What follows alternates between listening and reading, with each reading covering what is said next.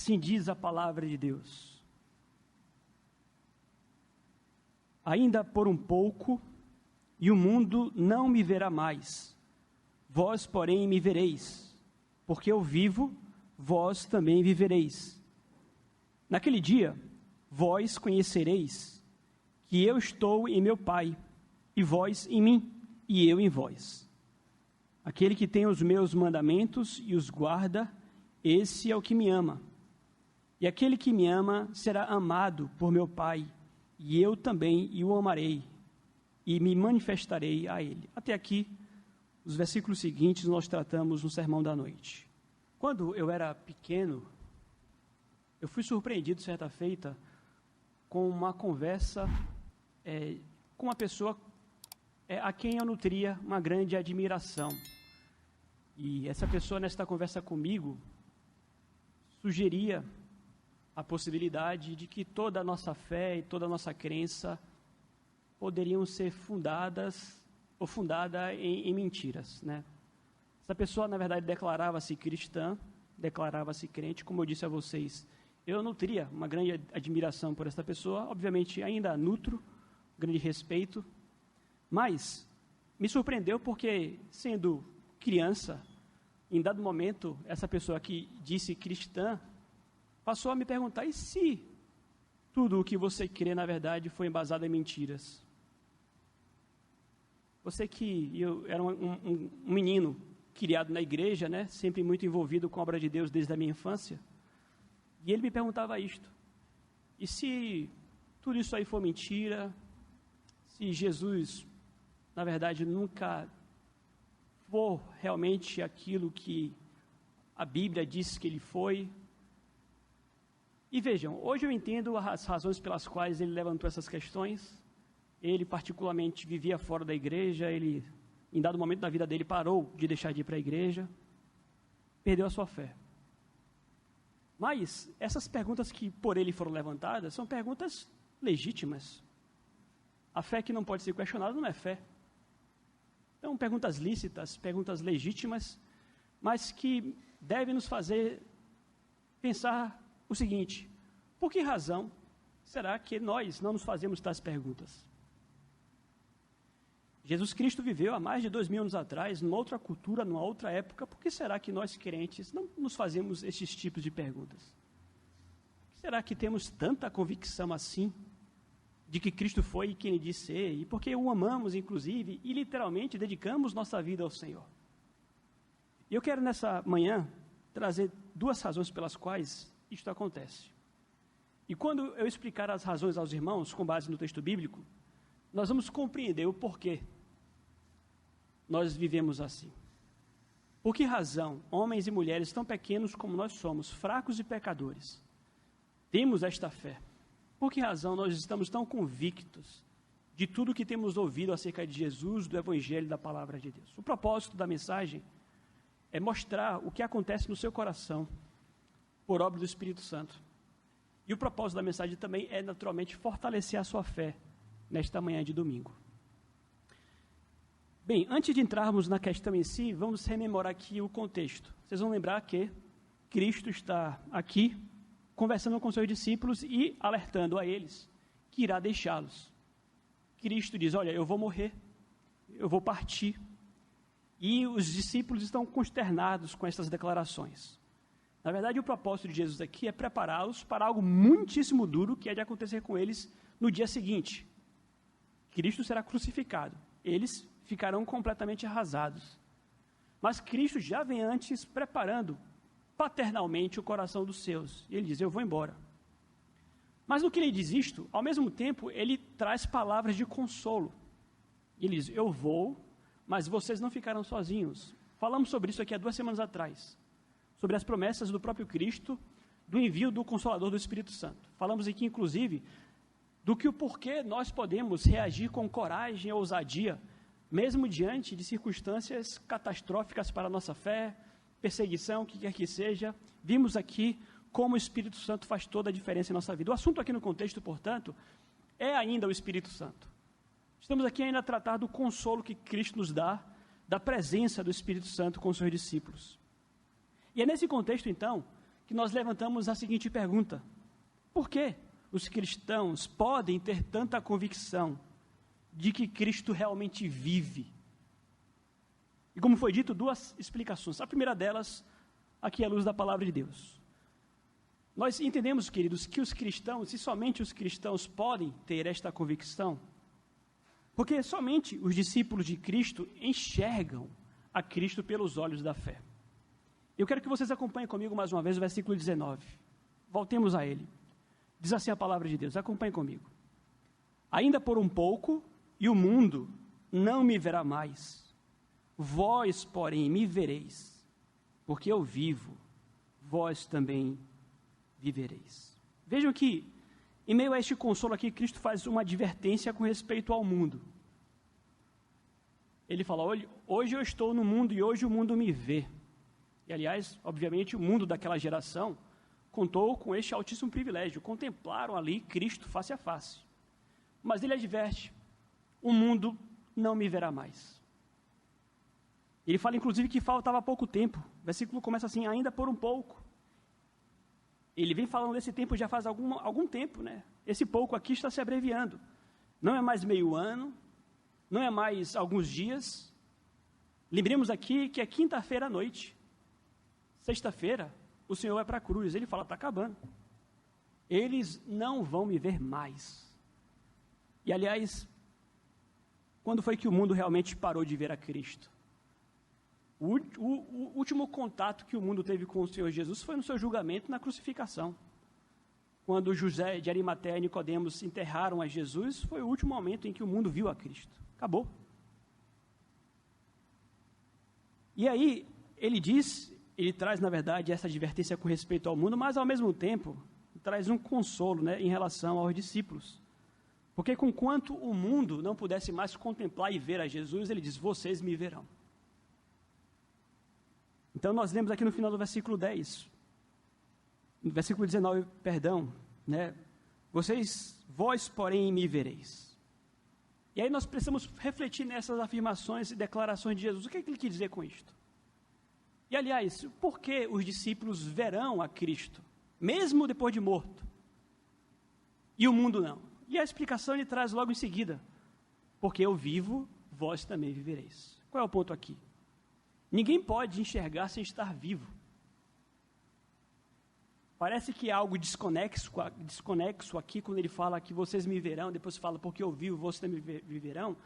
As afirmações estão atreladas uma à outra. A afirmação de Cristo aqui é a seguinte, olha, o mundo não me verá, vocês me verão, porque vocês viverão. Então, de início aqui, Cristo faz uma distinção entre o mundo e a igreja. O mundo e os discípulos. E, naturalmente, o mundo não enxerga porque o mundo está morto. E não apenas preso na condição de morto, mas preso também na condição de cego. O mundo jaz em trevas. O mundo não enxerga um palmo além do nariz. Porque mortos não enxergam um palmo além do nariz. Então, esta é uma das explicações pelas quais nós não fazemos as mesmas perguntas que o mundo faz. Nós não levantamos as mesmas dúvidas que o mundo levanta. Cristo fala, vocês irão me ver porque vocês viverão. O que nos leva a outra pergunta, por que nós viveremos? Cristo responde, porque eu vivo. E aqui nós precisamos lembrar que, conquanto Cristo fosse morrer e ressuscitar, Cristo não fala no futuro, eu viverei. Ele fala, eu vivo. Nós sabemos que Cristo é o caminho, a verdade e a vida. Toda a vida eterna, toda a vida espiritual, toda a vida verdadeira emana dele, procede dele. Ele fala, vocês estão vivos porque eu vivo.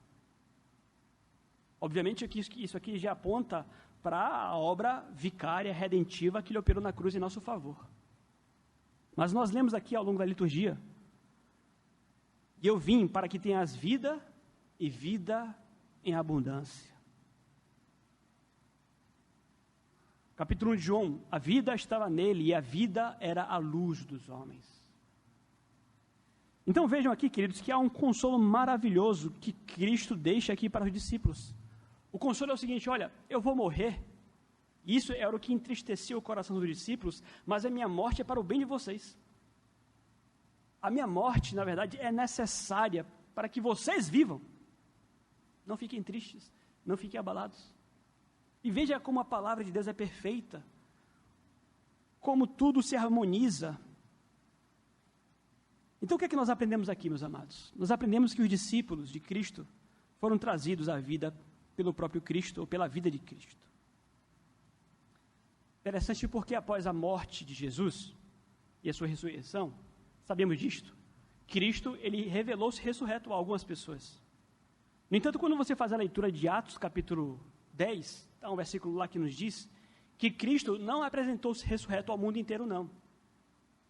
Ele não se revelou ressurreto àqueles que eram incrédulos, mas a algumas testemunhas. Os discípulos viram Cristo ressurreto, com seus olhos físicos mesmos, com seus olhos corpóreos. No entanto, quando Cristo aponta aqui ao fato de que os discípulos voltarão a vê-lo, ele não se refere aqui apenas àquele episódio passageiro antes da sua ascensão, quando ele ressuscitou. A referência aqui é realmente aquilo que irá acontecer com todos os cristãos, com todos os discípulos de Jesus. O fato de podermos agora enxergar a Jesus pelos olhos da fé. O versículo aqui não fala de imediato do Espírito Santo, falou no contexto anterior e falará no posterior, mas tem tudo a ver com a operação do Espírito Santo. Então sabemos, meus amados, que quando alguém morre, não pode enxergar, mas quando alguém ressuscita, quando há um novo nascimento, quando há uma regeneração, quando é nova criatura, os olhos dessa pessoa se abrem e ela passa então a enxergar a Jesus pela fé. Foi assim comigo e é assim com você, e veja aí então a verdade ou a veracidade da palavra de Deus e o poder do Espírito Santo, que é silencioso, mas operando em sua vida. Como foi dito então, somente os discípulos de Cristo enxergam a Cristo pelos olhos da fé. Cristo é invisível ao mundo, mas é visível somente pela fé, por aqueles que vivem. Aqui, aplicações nós chegamos aqui. É importante que você entenda então, meus amados, é importante que vocês entendam que nós precisamos ter certa sensibilidade para isto. Estamos aqui a tratar, por exemplo, de uma realidade, mas já observamos aqui que o propósito de Deus é nos falar ao coração, é nos fazer enxergar, mas no plano espiritual. Conforme nós estudamos aqui na escola dominical, sobre a doutrina do Espírito Santo, nós não devemos ficar correndo atrás do espetacular, como quem quer então enxergar o Espírito Santo ou enxergar a Deus apenas através dos olhos físicos. Não. Entendam vocês, queridos, que o propósito de Deus para os seus filhos, para a sua igreja, é que nós vivamos pela fé. Então pare de reclamar, ver para crer. Pare de almejar, ver para crer. Nós precisamos exercitar os nossos olhos da fé, os nossos olhos espirituais. E se você o fizer, e se você buscar em Deus graça, discernimento, sensibilidade, você irá com toda certeza enxergar muito mais Jesus Cristo em sua vida. Nós devemos contemplar a Cristo pelos olhos da fé. Então não adianta, inclusive, nós batermos boca com quem não nasceu de novo. Para eles, realmente, Jesus não vive. Nós não apenas temos a plena convicção de que Ele vive, mas temos a convicção de que Ele reina, de que Ele se faz presente, falarei sobre isso hoje à noite. Ele se faz presente em nossas vidas lado a lado, ombro a ombro. Na linguagem de Paulo, por exemplo, Paulo fala: olha, todos me abandonaram, mas o Senhor esteve comigo. Estamos aqui a falar não de vê-lo com os olhos físicos, mas vê-lo pelos olhos da fé. Então essa é a primeira razão pela qual os cristãos têm tanta convicção de que Cristo vive, nós vivemos, e nós o enxergamos pelos olhos da fé. Há uma segunda razão para isso. A segunda razão pela qual há tanta convicção na igreja acerca de Jesus é porque somente os discípulos de Cristo compreendem a união com Cristo pela ação do Espírito Santo.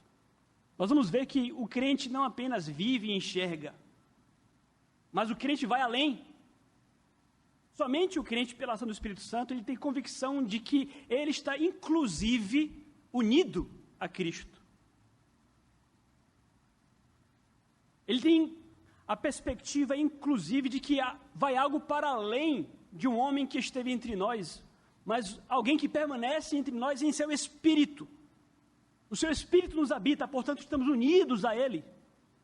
E esta é a segunda causa, ou a segunda razão pela qual crentes são tão convictos quando o mundo nos chama de louco, nos chama de loucos. Versículo 20, acompanhe comigo mais uma vez.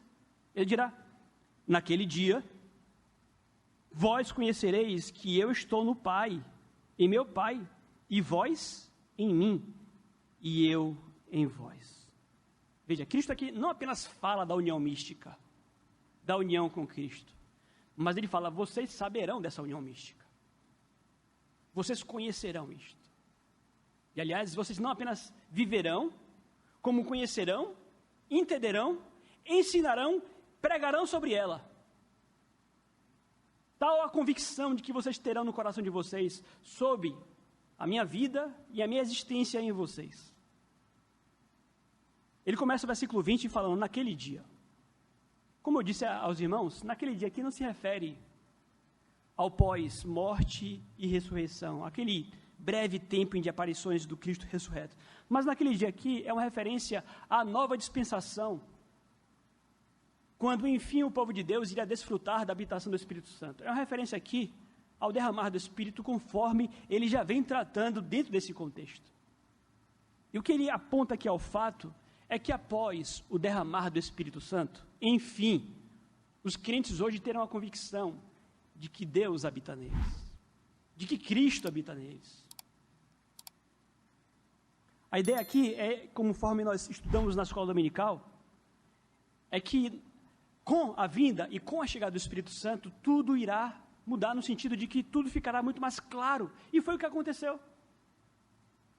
É por isso que eu falo que a história comprova a veracidade da palavra de Deus, porque foi precisamente o que aconteceu. Aqueles homens tão obtusos, tão confusos, tão lentos para entender as palavras de Jesus, ali em Pentecostes, após o derramar do Espírito, parece que entendem tudo. É claro que, obviamente, eu falo aqui na linguagem hiperbólica, há muitas coisas que eles irão aprender ainda, mas o ponto é, aqueles homens tornam-se mestres, escrevem o Novo Testamento, aqueles pescadores iletrados e confusos, que não entendem nada. Aqueles homens agora passam a entender. Como é que é possível um homem iletrado, tão obtuso como foi dito, tornar-se um apóstolo Pedro? E a razão está aqui. Ele passou a conhecer o que ele não conhecia por obra do Espírito Santo.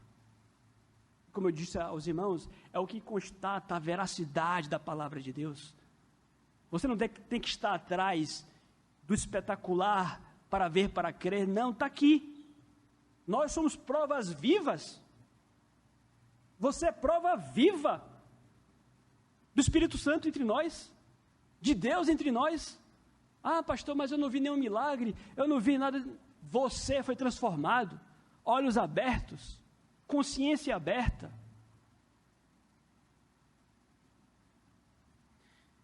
Então, o texto nos diz que eles, enfim, irão entender algumas coisas. O que é que eles entenderão?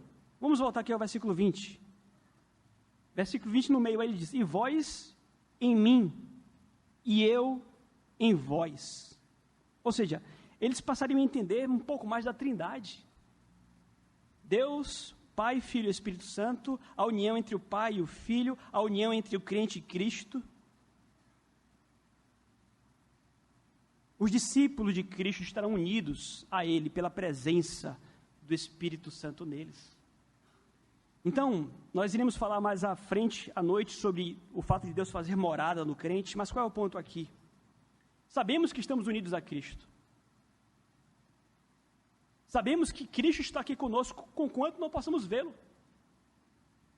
Sabemos que Ele habita em nós, pelo Espírito Santo. Então, todas essas convicções, meus amados, convicções mesmo, todas essas convicções que são próprias ao povo de Deus, todas essas convicções que nós temos, que têm sustentado a igreja ao longo de séculos e milênios, todas essas convicções que não permitem com que a igreja morra, com que a igreja se desfaça ao longo de tanto tempo, tem uma explicação, tem uma razão de ser. Estas convicções todas que mantêm a igreja firme e forte, e mais, avançando, mesmo após tanto tempo se passado, avançando contra o inferno. Isso aqui é prova viva de que o Espírito Santo realmente tem operado em nossos corações. Então vejam vocês aqui que o consolo que Cristo dá, não é nem tanto dizer apenas que nós seremos habitados pelo Espírito, também é o maior consolo, claro, mas é a consciência de que nós somos habitados pelo Espírito e unidos a Cristo.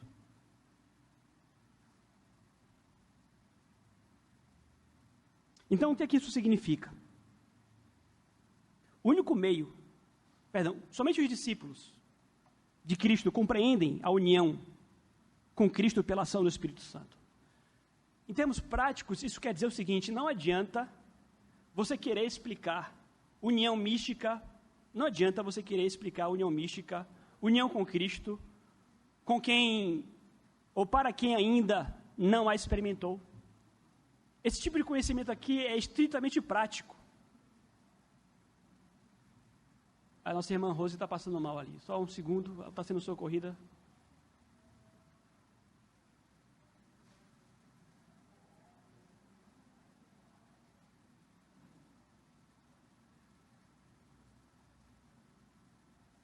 Pessoal, por favor, fiquem aqui.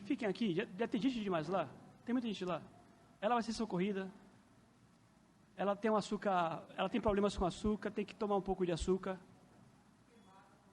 Dá uma bala para ela, dá um doce para ela. Tem muita gente em pé. Ela já está sendo socorrida e acaba que amontoando ali, atrapalha mais do que ajuda.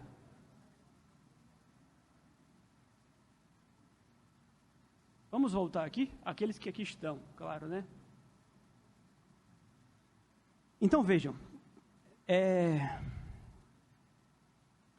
não adianta nós tentarmos explicar a união mística, a união com Cristo, para aqueles que não a vivem. Nós entendemos aqui, à luz da palavra de Deus, que somente aqueles que vivem a compreendem, não tem para onde correr. Então isso explica as razões pelas quais nós somos tão diferentes do mundo, do ponto de vista das nossas convicções. E para concluir, o que nós devemos fazer então a respeito disto? Nós vimos aqui nesta manhã que somos diferentes porque estamos vivos, porque enxergamos o que eles não enxergam, porque sentimos o que eles não sentem, e por isso eles não estão confusos. Qual deve ser a nossa resposta a estas verdades, a esta condição? O próprio Cristo responde, versículo 21, para encerrar. Ele dirá o seguinte, versículo 21, aquele que tem os meus mandamentos e os guarda, esse é o que me ama. E vamos parar por aqui. Cristo mais uma vez fala disto. Ele já havia repetido isso, vai repetir algumas vezes, quem me ama me obedece. E que relação há de obediência, amor a Cristo, com este ensinamento de união com Cristo? E aí nós entendemos que estamos unidos a Cristo pelo amor que temos a Ele. Estão unidos a Cristo aqueles que amam a Cristo. Esta união que pode contar com todos esses privilégios e recompensas, todas essas convicções aqui, esta união está destinada apenas àqueles que amam ao Senhor Jesus. No entanto, temos um outro problema aí, porque nós sabemos que existem tantos aí que dizem amar a Jesus. E Jesus o tempo inteiro bate nesta tecla, não é assim, não se enganem. Nem todos os que me chamam de Senhor entrarão no reino do céu. Senhor, Senhor. Se estamos aqui a tratar dessas convicções, da ação do Espírito Santo, que saibamos, isto é para aqueles que me amam. E quem é que ama ao Senhor Jesus? Ele dirá, aqueles que me obedecem. E mais à noite eu pretendo falar um pouco mais sobre esta obediência, mas vejam, já de antemão, é importante nós observarmos o seguinte: fomos salvos pela graça, obviamente. Não há salvação senão pela graça.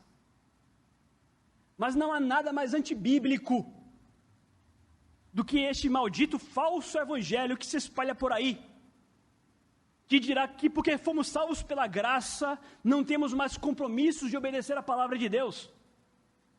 Nada mais antibíblico do que isto. E Cristo fala e repete: me obedeçam. Como quem diz: olha, a sua fé é mentirosa, a menos que ela se comprove por meio de estrita obediência. Não adianta vir a culto, chorar, se derramar em lágrimas, não adianta, sabe, inclusive você fazer e acontecer. O que distingue o verdadeiro do falso discípulo é justamente a obediência à palavra de Deus. Então, no versículo 21, ele fala assim: aquele que tem os meus mandamentos e os guarda, esse é o que me ama. Uma coisa é ter, outra coisa é guardar. Ele fala: aqueles que têm os meus mandamentos e aqueles que os guardam. O que implica dizer, obviamente, que todos podem ter. O que significa ter? Ter é receber a instrução. Vocês estão recebendo a instrução aqui nesta manhã. Estão aprendendo, estão sendo ensinados. Mas conforme nós lemos na liturgia, uma coisa é você ter, outra coisa é você praticar. E Cristo é insistente neste ponto. E aliás, o verbo guardar aqui nos traz a ideia, nos traz a memória, na verdade, aquele salmo que diz: guardei a tua palavra no meu coração para não pecar contra ti. Isso aqui envolve a sua resposta às tentações.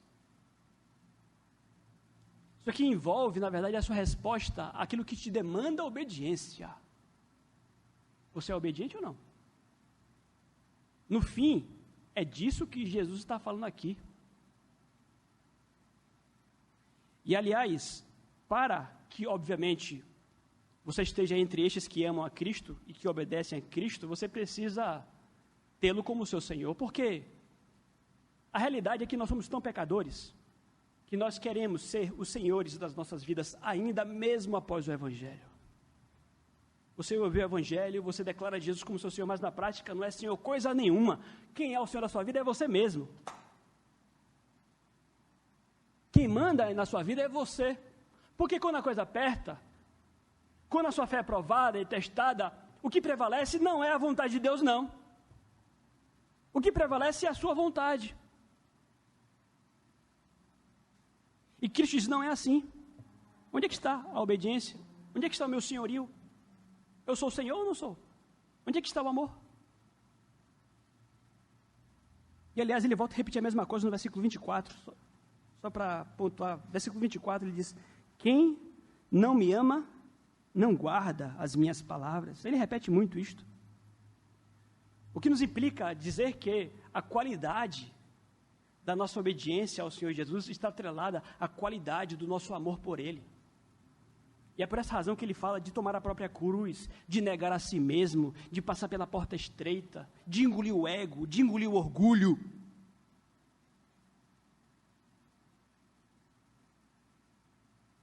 Somente ama realmente aquele que o obedece. A qualidade da obediência dos discípulos de Cristo é um reflexo do que sentem por Ele. E eu acho que não há sem razão que Cristo repete tanto essas questões aqui. Ele repete bastante. Mas é porque nós somos tão inclinados ao falso cristianismo, a uma religiosidade morta, que nós preferimos acreditar que podemos viver o Evangelho, podemos viver fé cristã, podemos estar em paz com o nosso Senhor, podemos ser amados inclusive por Ele, de um outro modo que não obedecendo a sua palavra. Dirá João Calvino: nada é mais comum que pessoas afirmarem amar a Cristo quando na verdade amam outra coisa. Então, se nós, queridos, fomos abençoados com tamanho privilégio, como foi dito, se temos abraçado tantas convicções, que saibamos, é Deus operando em mim, é Deus operando em você. Mas essas convicções estão também condicionadas à obediência ao Senhor Jesus. se quisermos realmente viver uma fé pujante, se quisermos contrastar